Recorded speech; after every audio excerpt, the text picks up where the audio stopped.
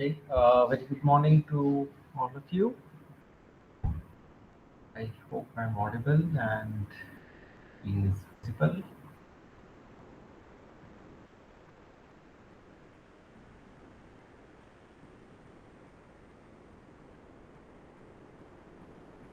I think it's way too early in the morning, so we'll wait for a couple of more minutes with the hope that most will show up.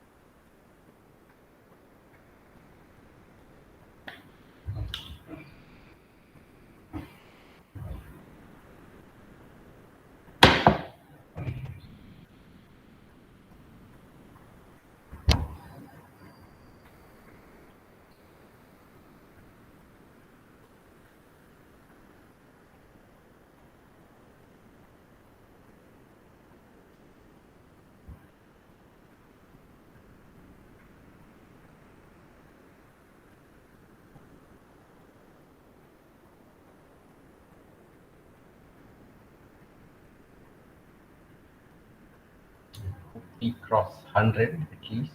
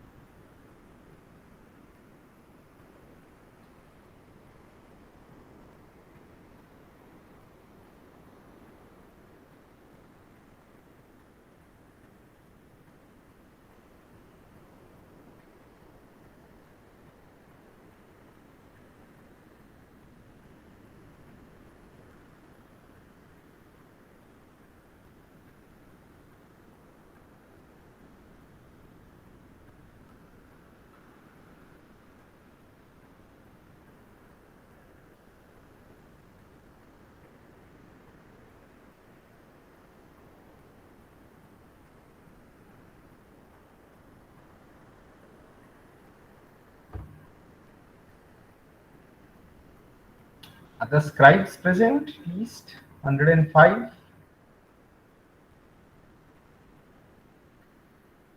ID number 105, are you there? 106? Yes, sir. Okay. 107? Present, sir. 108? Present, sir. 109?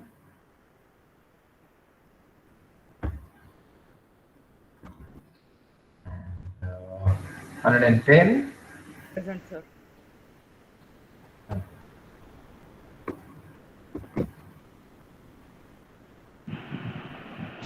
Sir, 105 present. Okay. See you.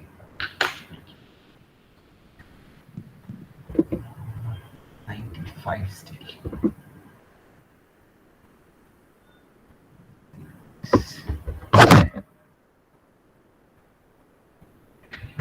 Okay, let's do it.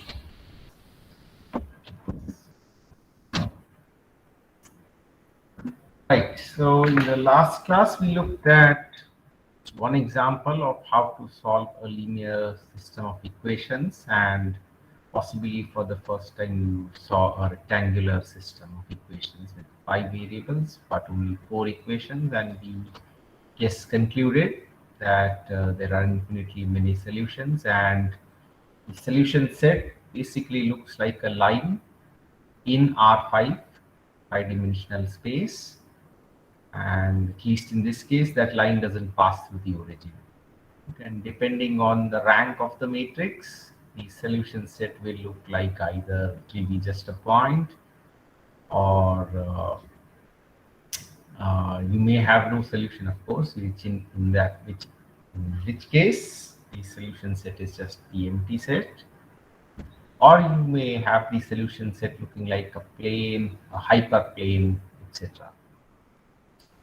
Okay, so doesn't only depend on the number of variables and the number of equations, and if you think about it, that is quite natural, right? If you have the same equation in two different forms, or basically linearly dependent equations, you're not giving any new constraints or new information. So in order to sort of localize or narrow down the solution, so you can expect multiple solutions in such cases. Okay, is this example clear to everyone? Are there any questions with this example?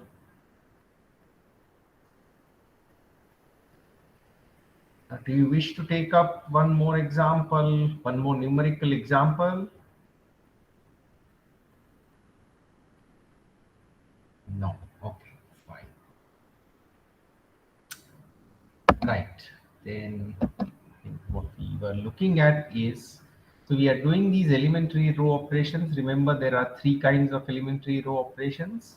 One is just a permutation of the rows. Second is combining 2 rows and then replacing a particular row by the resultant row. And the third one, of course, is just multiplying one row by a constant. Okay, all these 3 row operations can be represented as a matrix which has to be multiplied to the augmented matrix on the left. Okay, so just as an example, the permutation of row 1 and row 2 can be represented by this permutation matrix, and similarly this elementary row operation is like replace R3 by twice R3 minus 3R2, second row, that can be represented by a matrix which I'm calling L32 in this particular way. Okay, please also remember here I'm sort of combining 2 elementary row operations into one. Okay, strictly speaking, it should be written in this way: 3 minus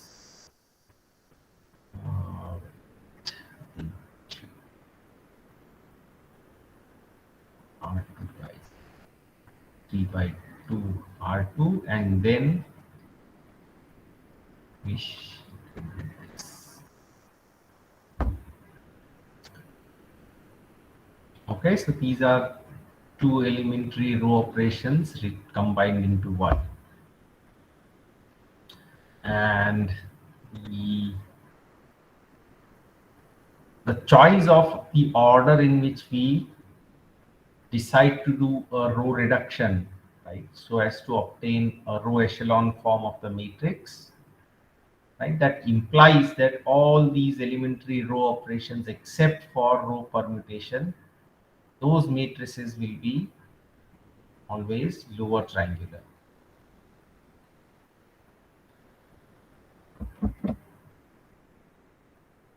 Is that clear to everyone?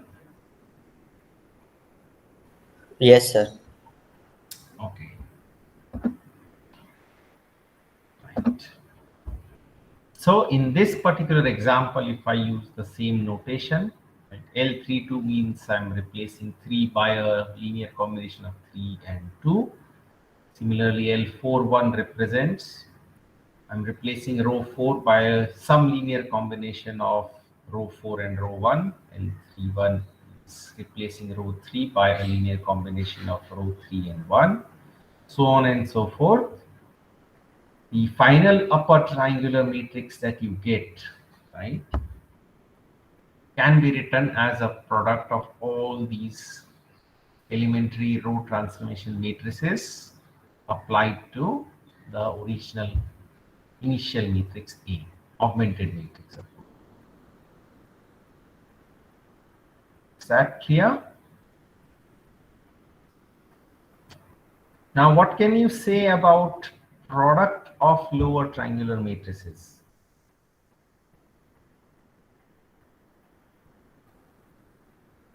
Will it also be lower triangular?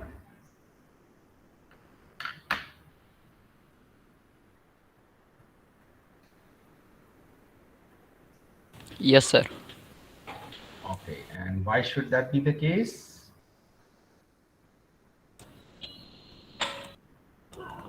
Because zeros which are on the upper side will cause a zero, means in multiplication to other elements.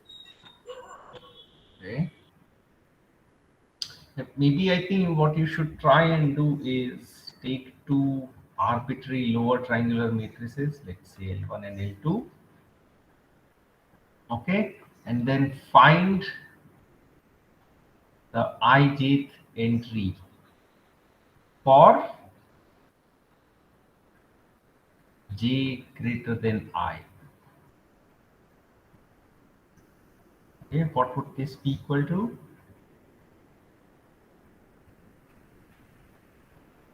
How do you write this entry in terms of entries of L1 and L2?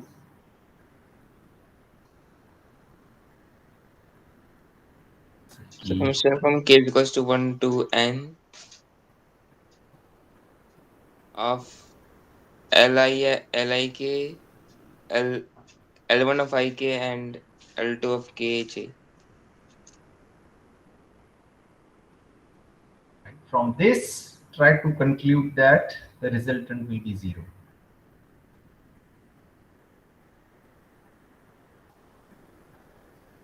Okay. So when is L1ik not 0?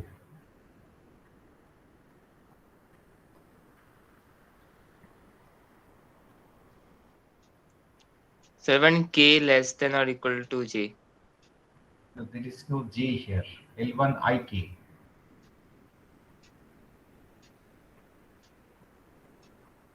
I'm talking about L1ik, right? So this is non-zero only if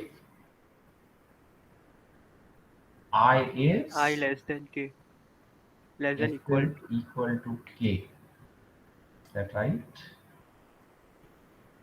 1, 3. No, in fact, it's the other way around, right? Lower triangular. So the row index has to be greater than or equal to the column index. Right? And similarly, what about this? When is this not 0? When k is greater than equal to j. What does that imply? I greater than equal to k greater than equal to j. These two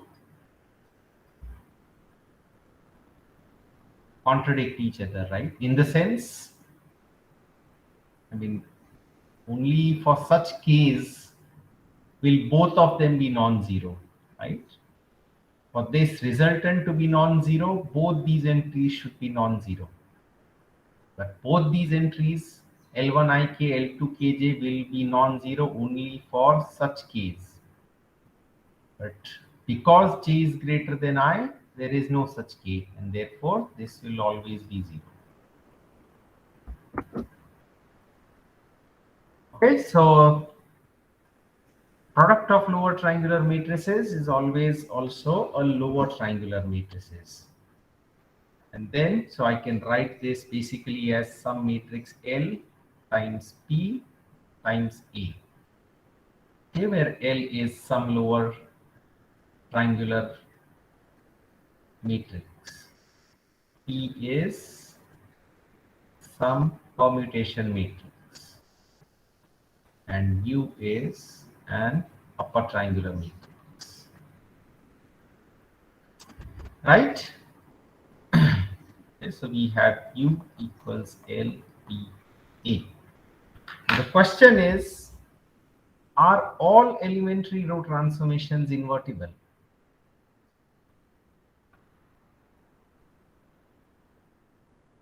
How about permutation?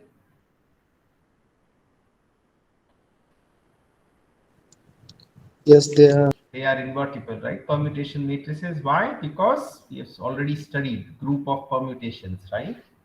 So every permutation has a unique inverse. Whether you represent it as a matrix or not, it doesn't really matter. Right? So let's write in short here. Then a linear combination of rows, is that invertible?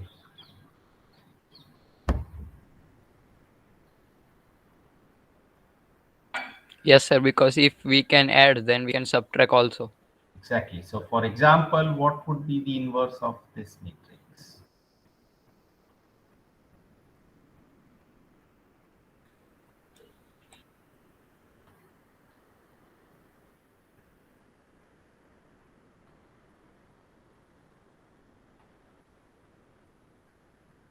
So if this is what I have done, how do I undo this?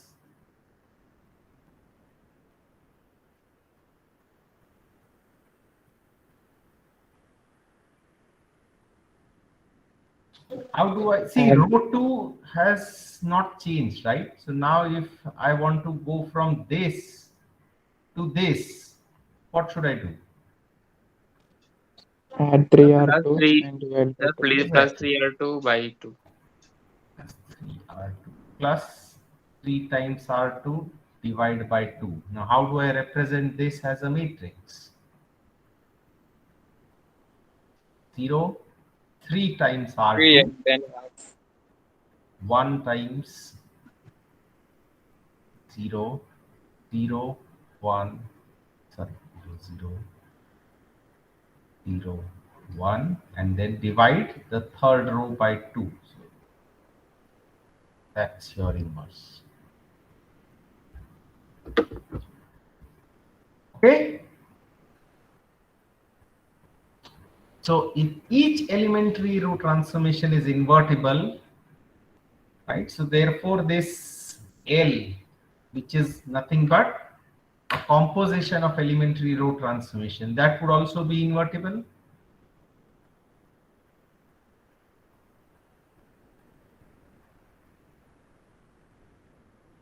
yes.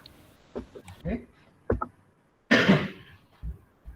And as you can notice over here, the inverse itself is also a lower triangular matrix. Right? That should be evident from the previous argument here. Right? We are going to use the same two rows in order to undo that operation. It's just that the sign and the numbers, the scalars, right, that we used in order to perform the linear combination, that would change. But the same rows would be involved in inverting the elementary row transformation. Therefore, the inverse of any elementary row transformation, except of course permutation, will also be a lower triangular matrix. Is that fine?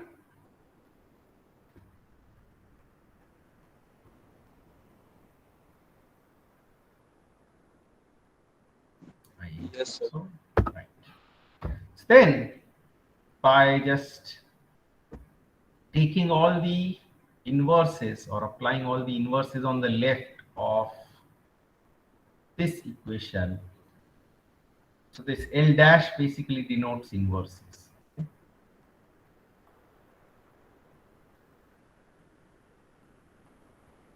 Get this.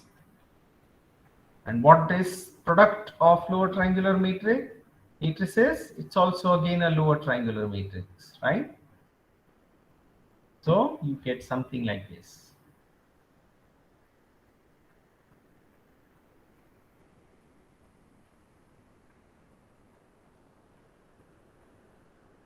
Is that okay?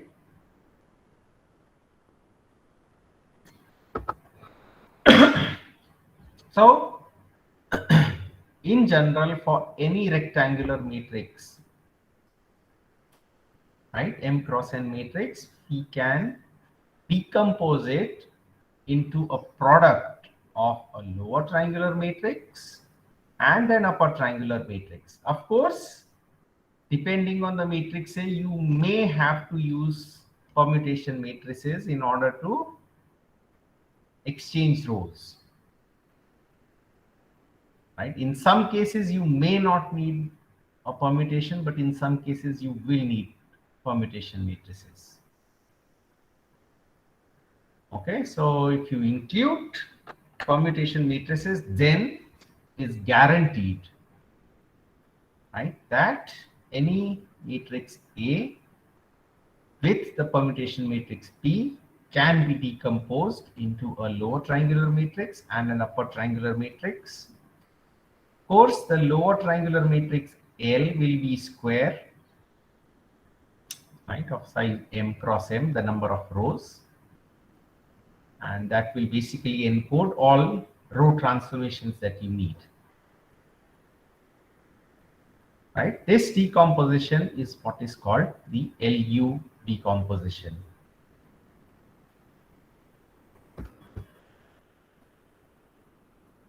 Right? I don't know if you have studied this in school as well. Is that the case? Have you seen LU decomposition earlier? No, sir. No. Okay. Right. Any questions so far?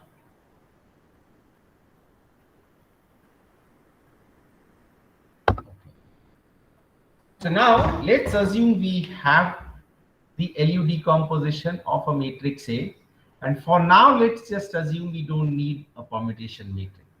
Okay. Why I am ignoring permutation matrix is because for now I am trying to look at LU decomposition in the context of solving linear system of equations. Okay, permuting the order in which you are given linear equations doesn't change the solution. So for now, let's ignore it.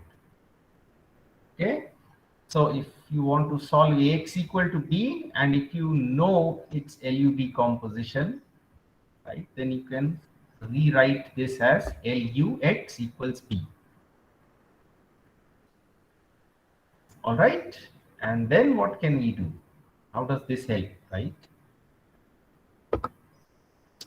So let's just substitute ux by some variable vector y, right? That gives us this new system of equations, right? Ly equals b. How can we solve Ly equals b? Or is it easier to solve compared to Ax equals b? Yes, sir, because it is already in reduced echelon form. That's why you can directly solve. So remember, L is lower triangular form. Okay, so could be something like this, right?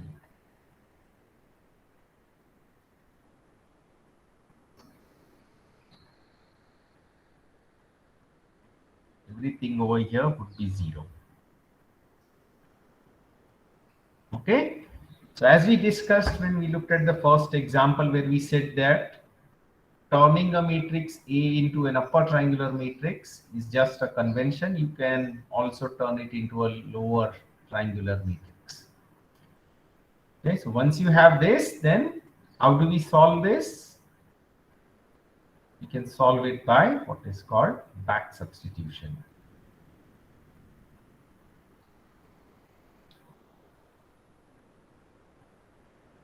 Okay, or maybe some books may want to call this forward substitution. I'm not very sure of this.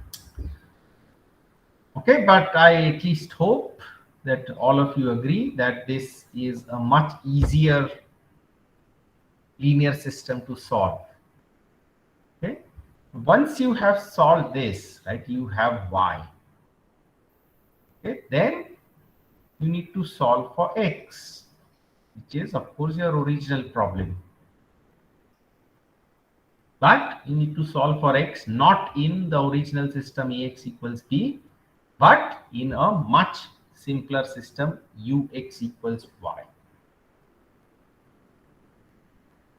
Okay, here u is of course upper triangular.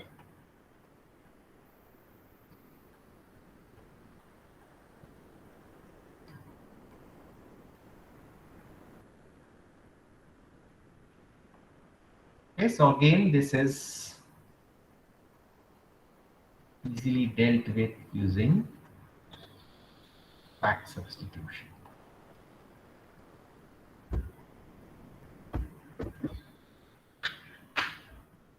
That fine? Sir, I didn't understand how y will look like. Y would be a vector, right? Can you give example? A numerical example is what we want. Give me a 3 by 3 system of linear equations. Let's solve it.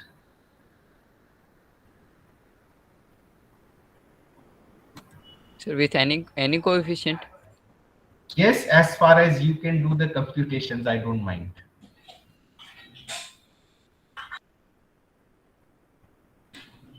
Mm, 1, 2, 3. 3, 2, 1. And 3, 2, 1. And any 4, 5, 6. And there is 7, 8, 9. Chalo. Right. Give me the first row operation. Anyone?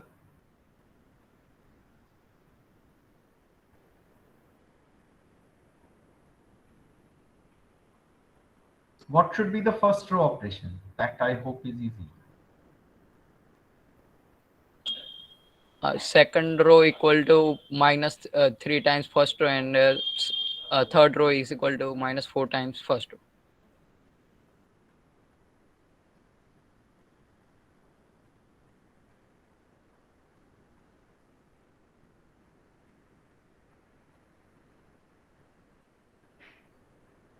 While I'm writing everything else, please do the computations.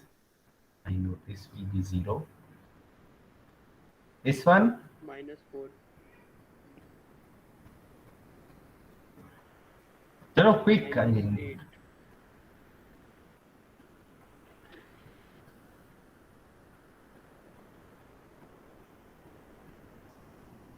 while we wait for this answer, I hope some of you can figure out the entries of the third row. -30. 13. Minus 13. 1, 3. then third row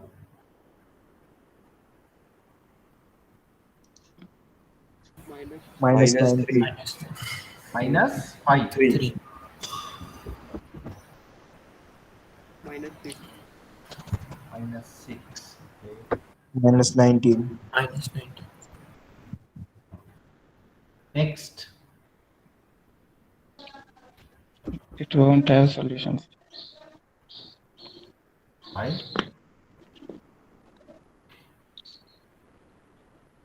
The third row will become 0 if we do another operation. Okay, let's find it out. What is the next row operation?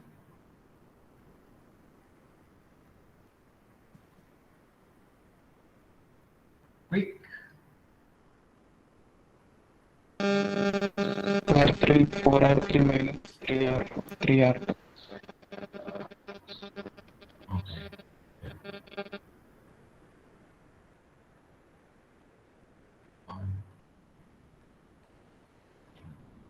7, 13, 0. What about this? 0. 0. This some number, right? But will it be 0? No. This will surely not be 0. So, Sarthak, your choice of numbers was slightly.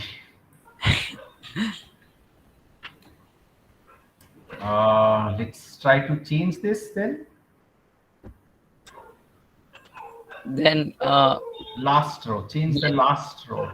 only 2 instead of 6. Okay. What would happen here? Instead of -6, what would you have? 2 minus 4, right? So that is Minus. now.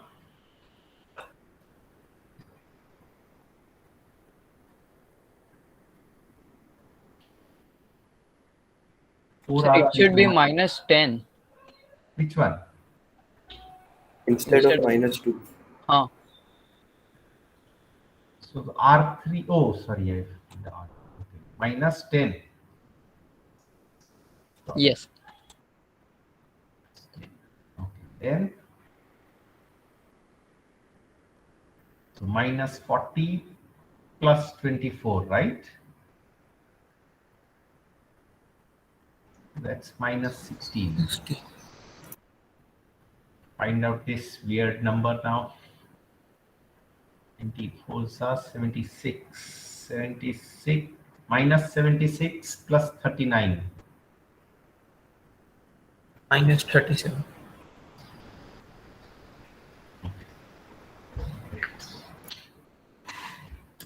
So this is your U, right?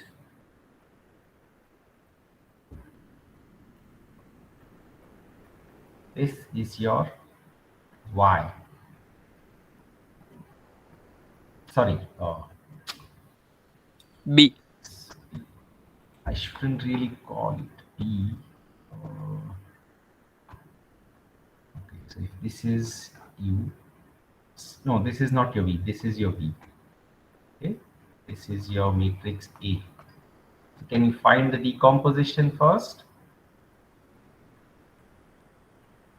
So what is your matrix L? We did 3 row operations, so let's just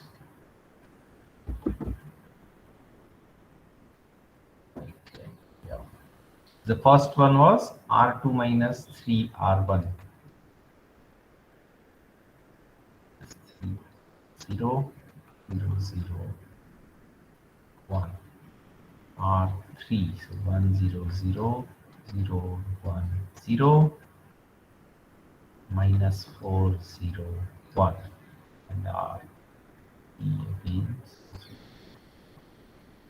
0 and 0 minus 3R2 times 4.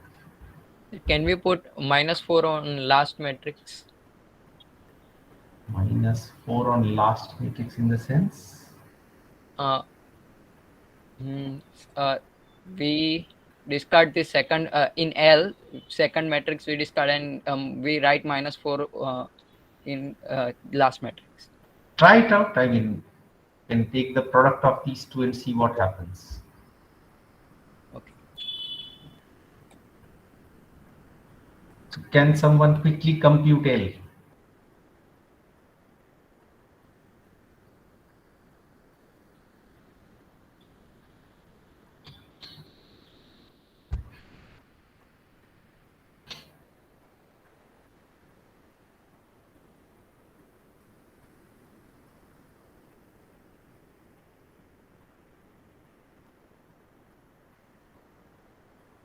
Is the product of these two.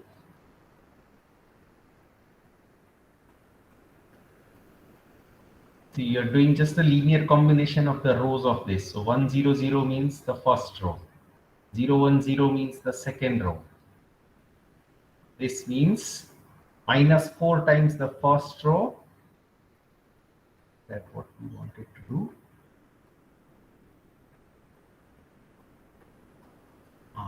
P minus 4R1, right? Yeah. So -4 and 1. Okay. Okay. So can you just multiply these two? 1 0 0, so that's 3 0. Second row is the second row of this, so minus 3 1 0, and minus 3 times row 2. What is minus 3 times minus 3? That's 9. 9 minus 16. What is 9 minus 16 going to give you?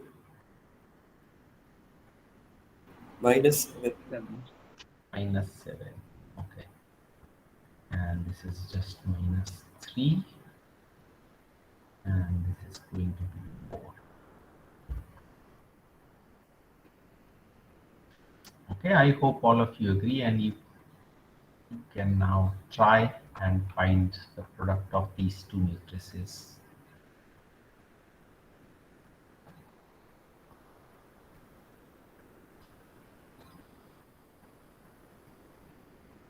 Do you get the matrix A?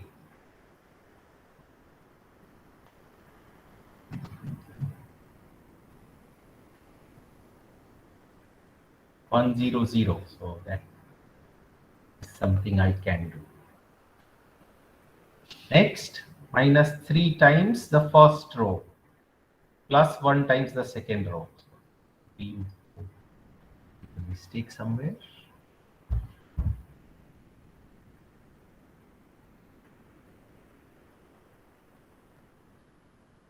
Oh, yes. Do you realize what is the mistake we made? Forgot. This is L, right?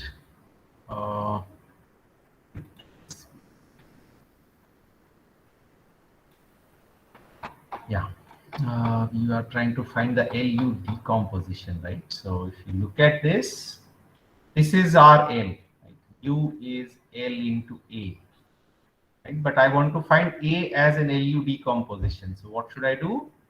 Inverse of L. Inverse of L. Thank you. Let us call this as L tilde. What would L be?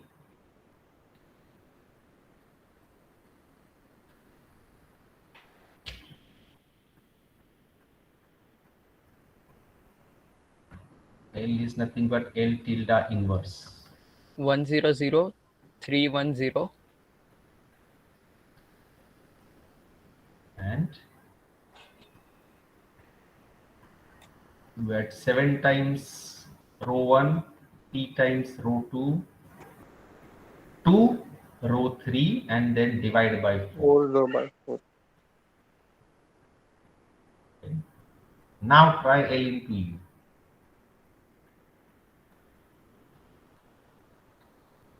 Again, this example is something I have not practiced.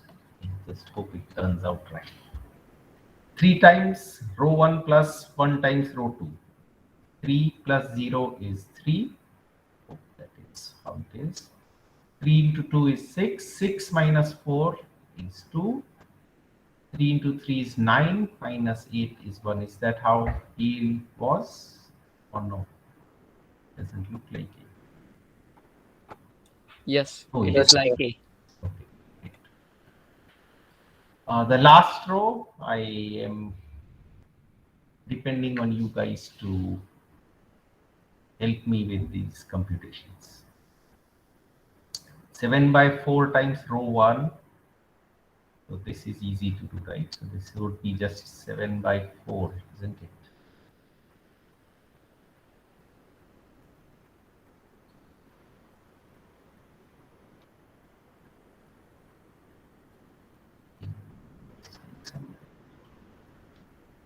What is the second row going to be? Right. Sorry? 1 by 1 by 2. Yes, 100.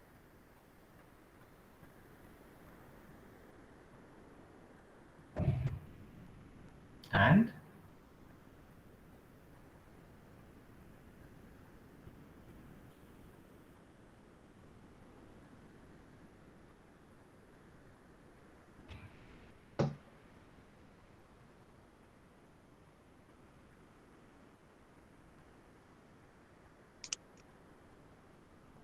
minus 21. No, sorry. Minus 19 by 4. Minus 19 by 4. I'm just assuming this is fine. So, right, so where did we go wrong? This is surely not A. 4, 5. Sir, Yes. in L inverse, I think it is 4, 3 by 4 and 1 by 4. Okay. L tilde inverse you're saying is the third row. Yes, sir. It will be 4. This would be 4. Then? The other two entries are correct. Acha, okay. Yeah, just verify this. Did I make a mistake here? What is the inverse of this?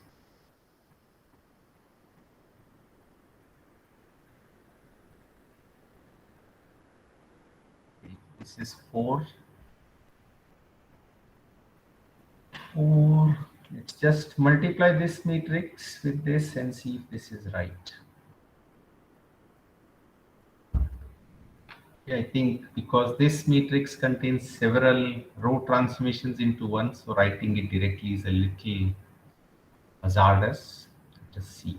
So 4 minus 9 by 4 minus 7 by 4, right? So there's some problem here as well, I think, at least. 4 minus 9 by 4 minus 7 by 4. Why 4 minus 9 by 4 minus 10 by 4? No, I'm just multiplying this row with this column. No, sir, we have to multiply with u. No. I'm just trying to see if Okay, this okay. is Yes, the yes. inverse of this or not. Okay, and it doesn't look like. No, sir. Minus 9 by 4 minus 7 by 4 is equal to minus 16 by 4 is equal to 4, and 4 minus 4 is 0. Oh, sorry. Okay. Yes. So this is fine, right? I guess. Okay. What else? 4 into 0. 3 by 4 minus 3 by 4 is also 0. Okay. 4, 1 by 4. Yes, I think this is fine. Okay. So with this new L, what is L into U? Yes, sir. It is 4, 5, 6. Okay.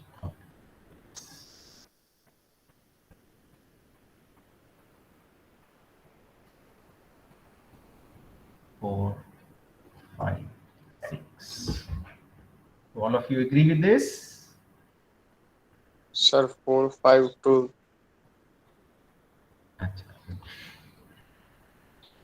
For any numerical computations, I'm completely relying on you guys. So 4, 5? 2, yes. 2. Is that your A? Yes, sir. Great. Sir, in Okay. last, Yes? in the previous page, like, how did you wrote that L equals to product of 3 matrices?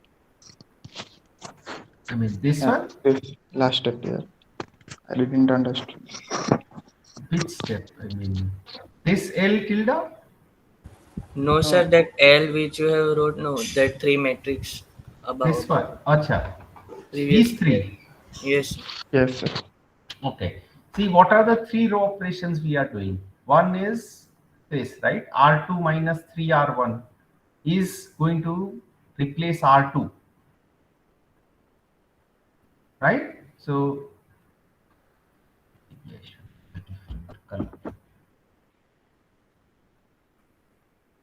this row operation is encoded by this matrix.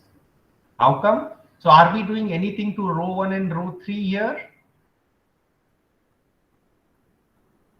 No, sir. No. So which is why they stay as it is.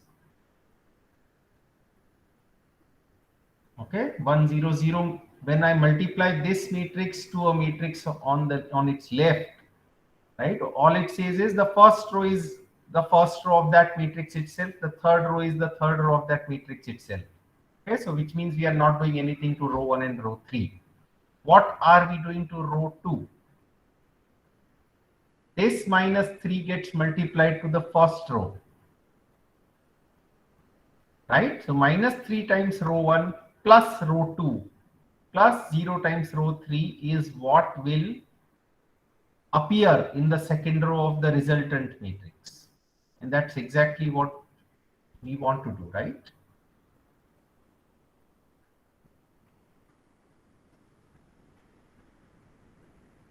Is it clear?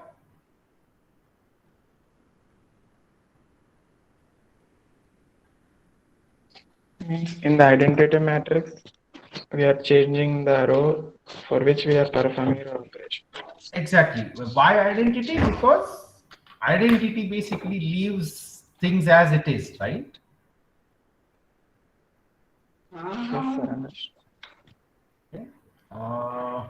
You want me to explain the other two matrices also?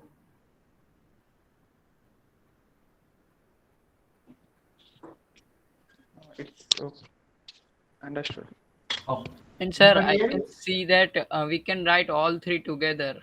Means they all are different. If we are performing operation on row 2 and row 1, so we can write it on in space 2 1, like we have did.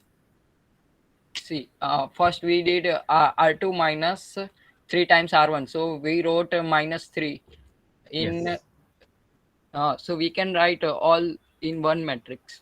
Not all. The third one you have to be a little careful, right? Yes, so we have to do minus 3 by 4 there. No, so the resultant you can see you have minus 3 and 4 here, right? Yes, so we have to do minus 3 by 4 times second row there. R3 minus minus 3 by 4 times R2.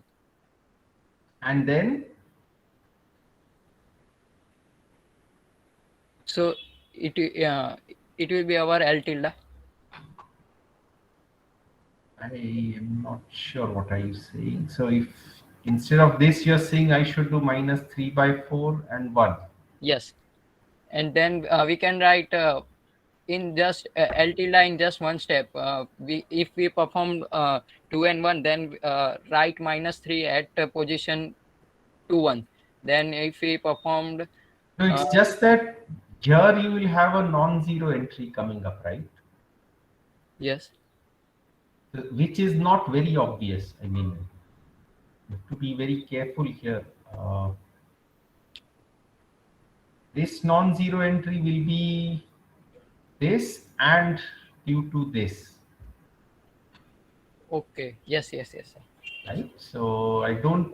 Hmm. I mean, yes, there you will have to figure out a direct way to write. It's not as straightforward as it is for, let's say, the first two cases. Yes. Right. The first two cases, I agree, you can write it in one step, but I just did it because I'm doing this for the first time here. So in case you're not clear, you should always take one step at a time. Yes. Okay.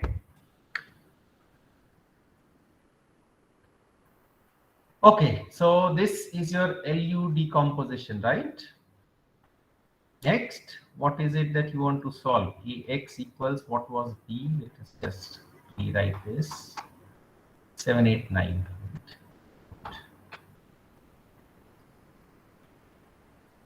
Okay, so we are going to solve this in two steps. LQX equals 789. Okay, what is the first step? I'm going to call this as Y and So, sir, we will assume Y's entry as Y1, Y2, Y3, and then yes. Okay. So the same dimension, UX. What is the dimension of UX? 3 by 1. Right? U is 3 cross 3. X has to be, of course, 3 by 1 because A is 3 by 3 and B is 3 by 1. Okay. So Ly equals 789. Let's do that maybe.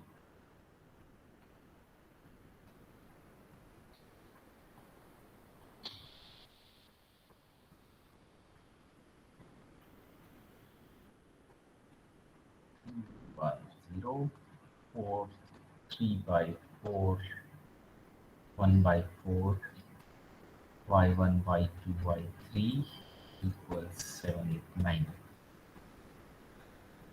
Again, can you solve for y? Sir, here we can use L tilde, which we Why have. do you want L tilde here? You see, in principle you can, but remember how many operations you are going to perform there. See, what I said is I'm going to give you LU decomposition. I'm not giving you L tilde. Okay, so it can be happen when we have directly is LU decomposition without L tilde. Yes, in principle, yes.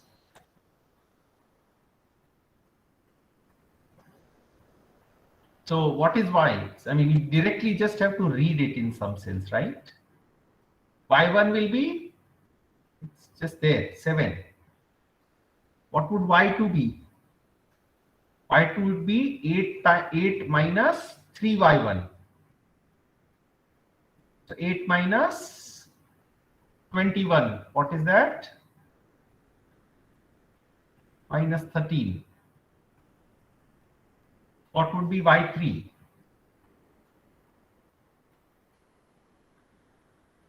9 minus 4y1. So 9 minus 28.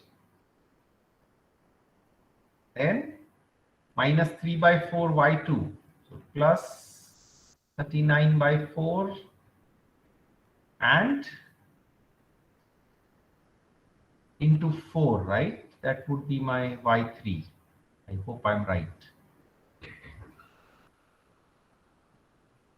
Right, so whatever this number is, I think you can just plug it in here. That's your y. If somebody can, then I would appreciate. Minus 37. That's your y. Then I want to solve ux equals y, right? So what is my u? One zero zero two. Can somebody just dictate u for me, column wise? 100. I hope you're making notes as we go along. 2 minus 40. Minus 40. 3 minus 8. 3 minus 8. Minus 16. x1, x2, x3 equals y.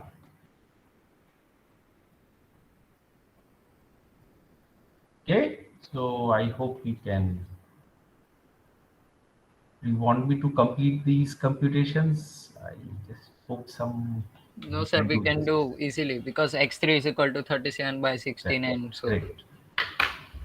Right, so that's why LU decomposition is useful, right? You can directly solve the linear systems. Of course, you're breaking one linear system into two linear systems, but both these linear systems are much, much easier to solve. Yeah? Yes, sir.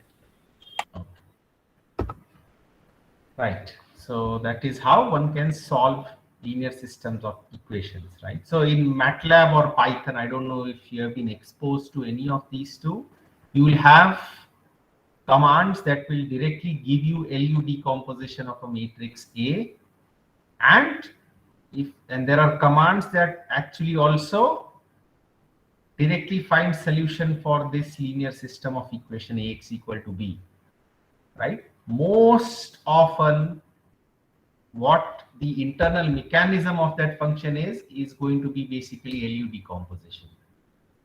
Okay, it relies on row reduction in order to solve a linear system of equations. Okay. Right. So if we can solve Ax equal to B, can we also compute inverse of a matrix A? And of course, whenever I talk of inverses, I'm assuming that the matrix is square and is invertible.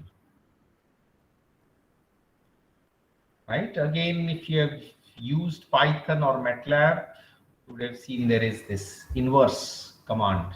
right? That directly gives you the inverse if it exists. What is the algorithm, right? Or at least can we pinpoint one algorithm to do that? Can anybody sort of see through this? How to compute A inverse?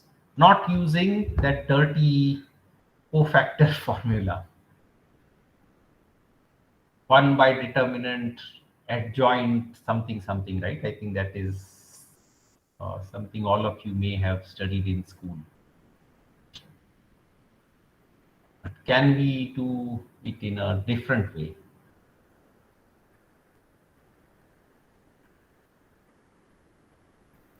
We can do by row echelon also. Row echelon also, right? Right. So A inverse, again, if you look at the definition, it's a unique matrix such that both these equations are true, right?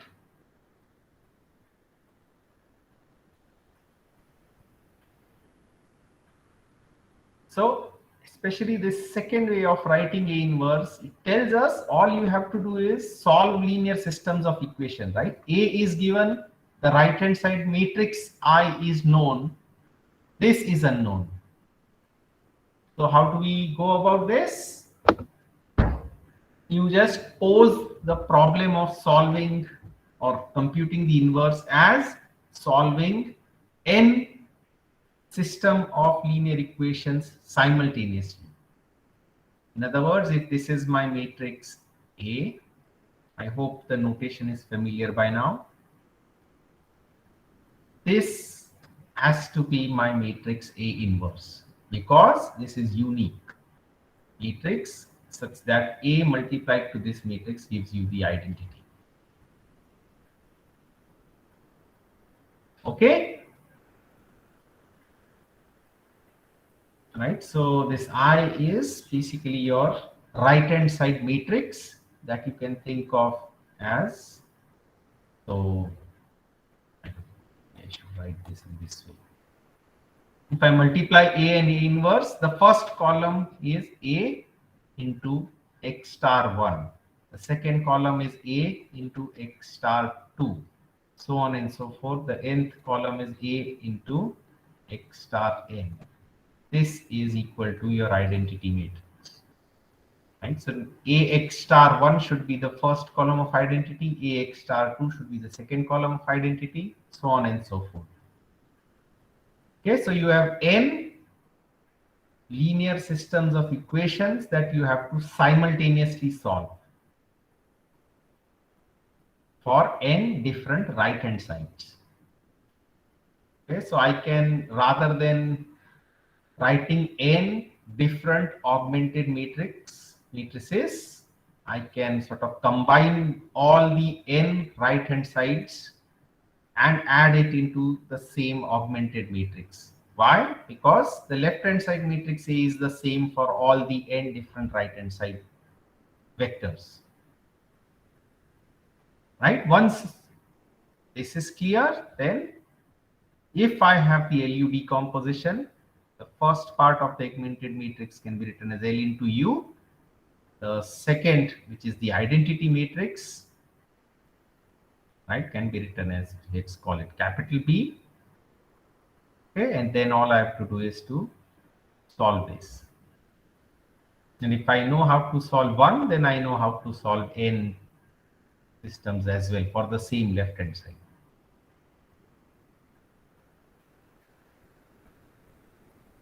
Does that make sense?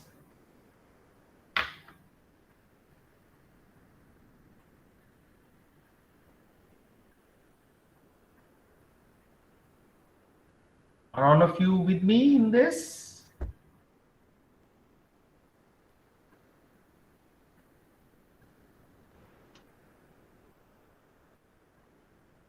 Is it clear, or are the notations confusing? Then if this B is confusing you, just replace B by I. This is the first column of the identity matrix, and this is the nth column of the identity matrix.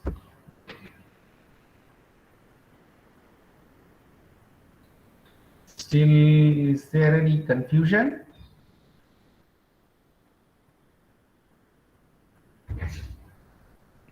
No, sir. Great. Another way to do this is basically it is called the Gauss-Jordan method. So as of now, if you look at what we are doing in these elementary row reductions is, given a matrix A, you multiply it on the left by elementary row transformations matrices such that it ends up being a upper triangular matrix, right? If we go ahead, right, we do not stop at just an upper triangular matrix, but we continue to perform elementary row transformations such that instead of obtaining an upper triangular matrix, we obtain just the identity matrix. Okay. So here R1 to Rk are representing row transformation matrices. But remember, the aim is not to transform A into an upper triangular matrix. We are going to transform it into an identity matrix. So all these k different row transformation matrices may not necessarily be only lower triangular. Does that make sense? Yes, sir.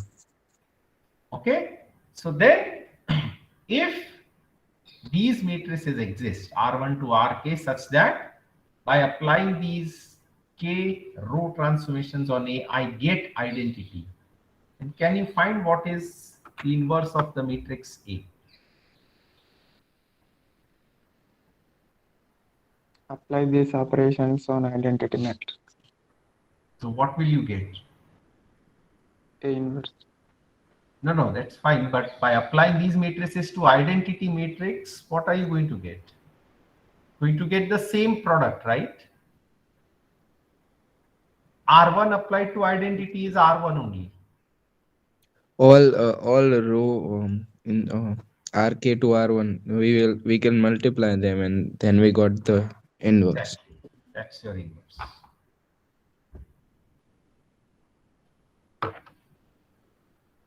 I hope all of you see this.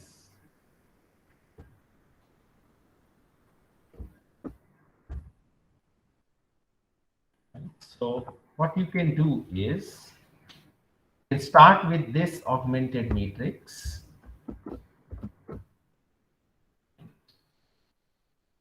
Is what we started over here as well. So yeah. Okay.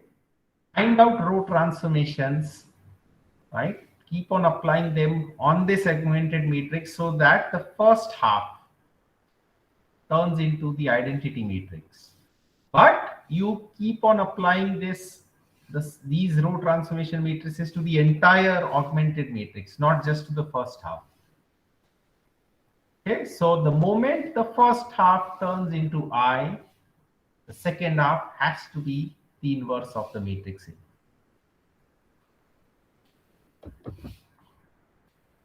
Okay, the justification is this.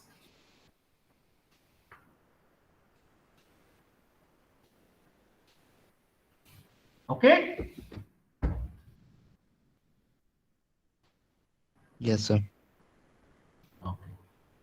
So now is where sort of think about the details, right? The devil, as they say, is in the details. If I ask you to solve Ax equals B, right? Traditionally in school, right, you may have written, this is how you solve it. Right? And unfortunately, well, not really unfortunately, but you have, as of now, only handled 3x3 systems. Okay, now onwards, you probably have already seen examples where the matrix A might be, I don't know, 500 by 500, thousands by thousands. In fact, in usual engineering applications, it's not surprising to solve linear systems where A is, let's say, of size, I don't know, 50,000 by 50,000 or something like that. The moment you talk of such sizes, right, computational cost starts mattering. Even with all these 8 GB RAM, 20 GB RAM, processor speeds going in several gigahertz. Once you have systems of size 50,000 by 50,000 or even more, right, the computational cost matters. Okay, so let's try to figure out how much is the computational cost in computing the LU decomposition. And I hope all of you in your algorithms course may have heard of different ways in which you can quantitatively compute the cost of an algorithm. Is that right or not? Yes, sir. Fine. So can you compute or at least try and deduce how many computations you are going to make if you want to compute the LU decomposition of, let's for now stick with the square matrix A of size n. In which case, of course, both these would be n by n.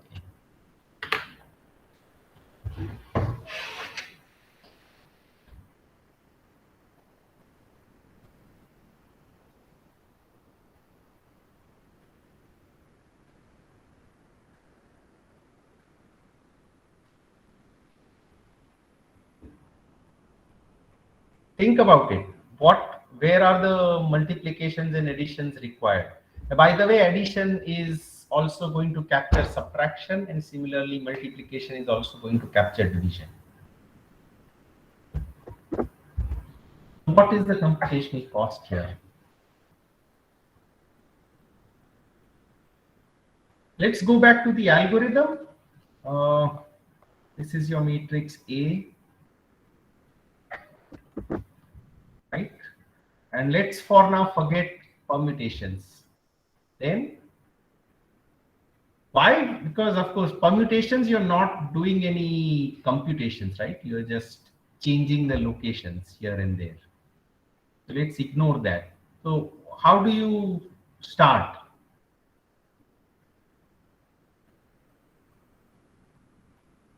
What was our algorithm? Anyone?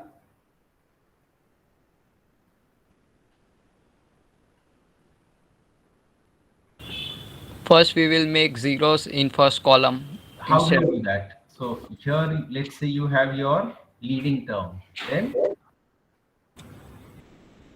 what do you do in row 2? We will do linear combination with row 1. And what linear combination will you do? We multiply and then add or subtract. No, but multiply with what? Multiply by 1 by the first term. This is how it is. Then A21 minus A21 by A11. so something like this, right? R2 minus 1. This goes into R1, right? Yes. Now, Yes, again, remember, we are trying to compute the cost of multiplications. So, in order to figure out what should be the multiple, are you going to do any, are you going to spend computations?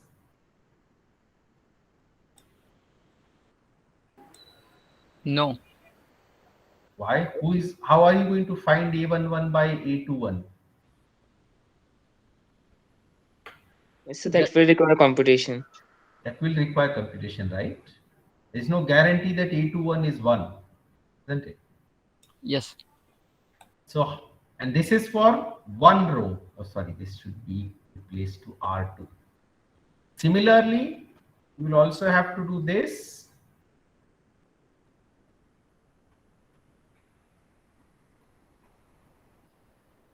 Right?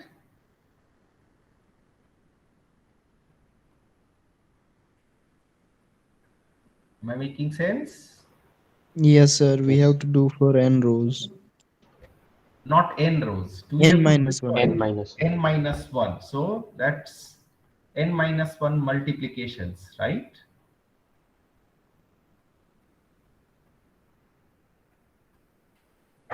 And this is only, what is this going to give us? 0 at first column. Remember, we are still not going to get zeros at the first column. In order to get those zeros, we need to perform this.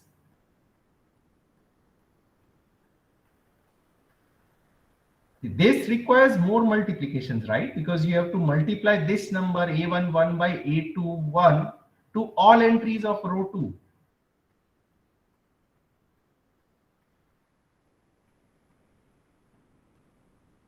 Yes or no?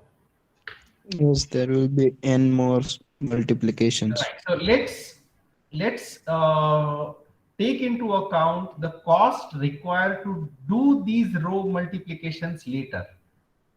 As of now, in order to compute these scalars, we need n minus 1 multiplications, right? One for each of the n minus 1 rows. Yes? Yes. Okay, Yes, then what next? So forget these computations that you are going to incur while doing the actual row transformations. So let's just assume you get zeros here. Then what? Then for next row n minus 2. Next row, because you will now have the leading term here. Let's assume that. Right? So again, you would want to get zeros here.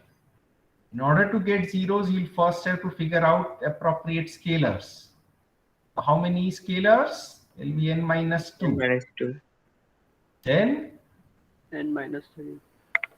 Till 1. 1. Is 0. What is this? Summation k going from 0 to n minus 1. This I hope you have learned in your discrete math course, or maybe even earlier. N into n minus 1 N minus divided by 1 2. by 2. Okay, now compute scalars. Now let's actually talk about the row reduction or row transformations. How many multiplications? So this scalar is going to multiply with how many elements? N. N elements. Why n? Think about it. It's like let us try to be as miserly as possible. जितना कंजूस हो सकते हो उतना बनो. So n minus 1 because we know it first will be 0. Exactly. Great. So n minus 1 here. Then next row. It will be n minus. N minus. Also n minus 1. Exactly. And how many such rows? There will be n rows. Why n rows? Minus 1. N minus 1. N minus 1. So therefore total multiplications? N minus 1 square. N minus 1 squared. Great. So Sir, that how n minus 1 in the first case? what else could it be? Should it be n? Is that what you're trying to say?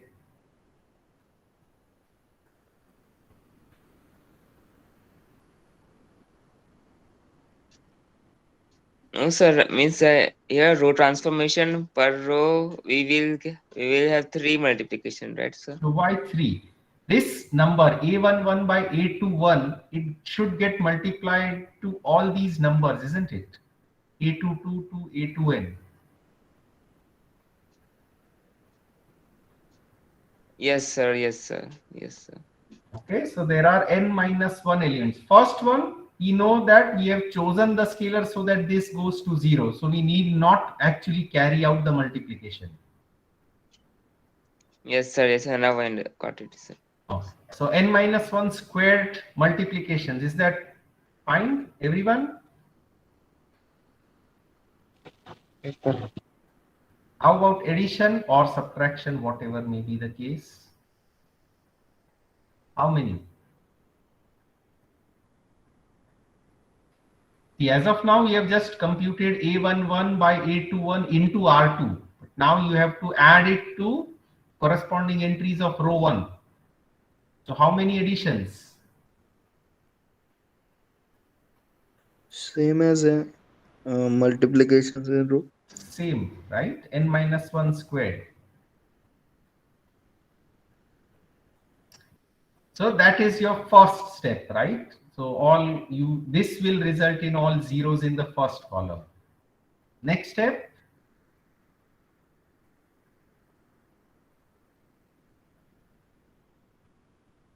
N minus 2 square.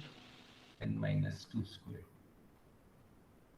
N minus 2 squared. So on and so forth. 1.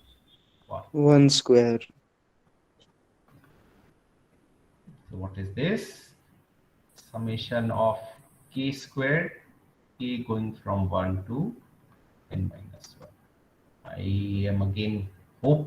I hope you know what is this sum of squares. N into n minus 1 into 2n minus 1 by 6.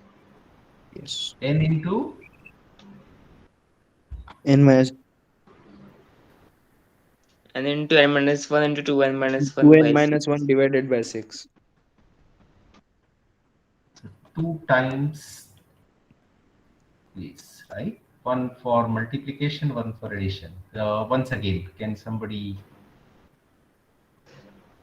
2 times n n into into n minus 1 2n minus 1 divided by 6. total cost?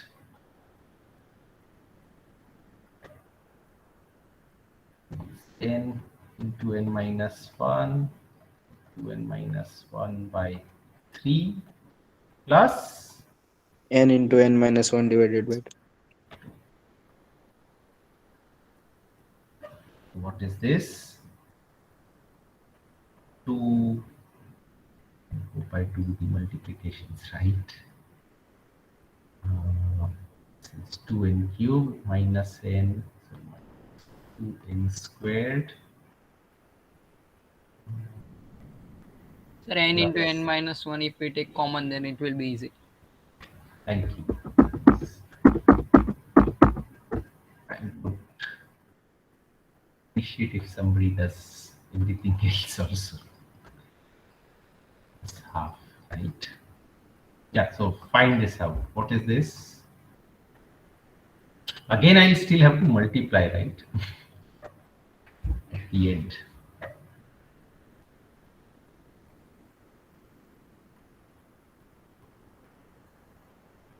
But the computation will take order n cube. Yes, big O of n cube, but Yes. let us find the exact multiple.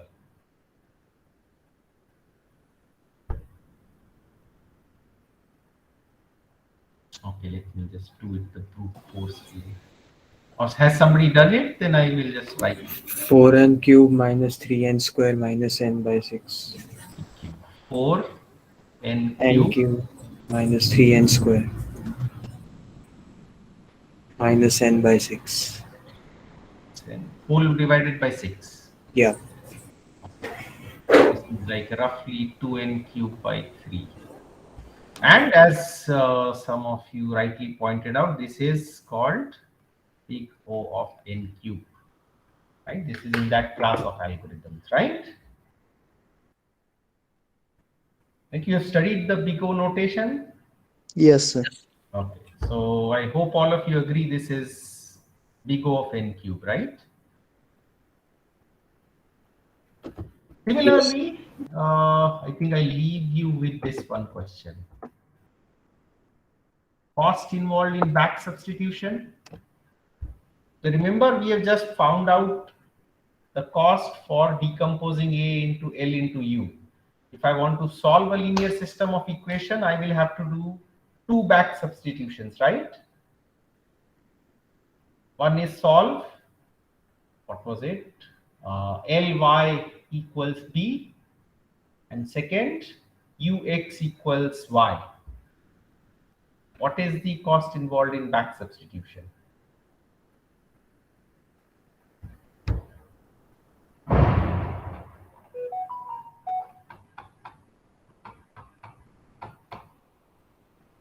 Think about this. Sir, we haven't counted for only U, where we have counted for L. Where we have counted for L in the sense? We are doing LU decomposition, so we have counted cost for finding U. Have we list out L? For L, we have to multiply L1, L2, L3, then inverse.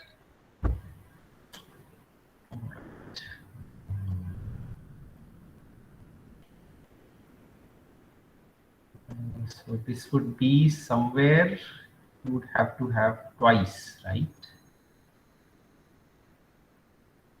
I think so. Of course, it would still be big O of n cube only. Let me see if I've missed out, or have we implicitly already taken into account cost for computing L. Okay, anyways, I think we are out of time. You guys also think about this. I will also think about this, right? The question is quite valid. We seem to have taken into account the cost involved only for computing U, whereas what we want is to compute the cost for computing both L and U. Okay, so let's stay with that question for the rest of the, no, it's not week, for the next 2-3 days, and we'll continue with this discussion on Friday. Sir, previous lecture recording has not uploaded. I've uploaded it, I think, today morning, if I'm not mistaken. Okay. So just okay. Sir, while we do assuming that L3, L2, L1 into A is equal to U. So we did L3, L2, L1 equal to L tilde and then inverse it. And instead of this, we can do. Can we do that? Yes. L3 inverse, L2 inverse, Yes, L1 inverse. that is So what it will be I think. easy because. Right. Yes, I agree. Yes. Sir. Yeah, this is what you are saying, right? First, so L dash represents inverse. There is a typo here. So if I have used all these elementary row transformations in order to get U, if I want to find L, I can first compute the inverse and then multiply them. Right? That is what you're pointing out, Sarthak? Yes. Yes, because these metrics are easy to inverse. Yes, I completely agree. Okay. So take that as a homework. Try to find out if we have committed a mistake. Have we completely ignored this cost, or is it already there somehow? Right, and we end this discussion on Friday, and we'll start with something which is more abstract. Okay, so that's all for today. Thank you, and see you guys on Friday.